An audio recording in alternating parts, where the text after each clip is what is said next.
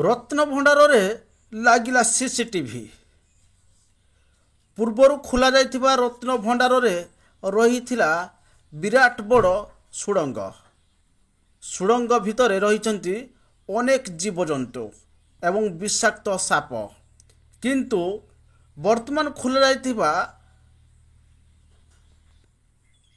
ରତ୍ନଭଣ୍ଡାର ଭିତରେ ରହିଛି ସିସିଟିଭି ଫୁଟେଜ୍ର କିଛି ପ୍ରମାଣ, ଯେଉଁଥିରେ ସୁଡ଼ଙ୍ଗ ଏବଂ ସୁଡ଼ଙ୍ଗ ଭିତରେ ଥିବା ଅଲୌକିକ ଦୃଶ୍ୟକୁ ରେକର୍ଡ଼ କରାଯାଇଛି।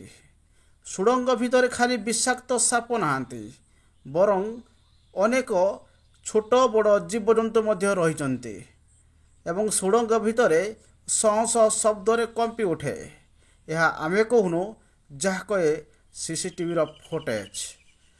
ତ 11 ଜଣିଆ ଟିମ୍ ବ୍ୟତୀତ ରତ୍ନଭଣ୍ଡାର ଭିତରକୁ ଯାଇଥିବା ଟେକ୍ନିସିଆନ୍ ମାନେ ମଧ୍ୟ କହନ୍ତି ଯେ ସୁଡ଼ଙ୍ଗ ଭିତରେ ରହିଛି ଅଲୌକିକ ଶକ୍ତି, ଯାହାକୁ ସାଧାରଣ ଲୋକ ଖାଲି ଆଖିରେ ଦେଖିପାରିବେ ନାହିଁ।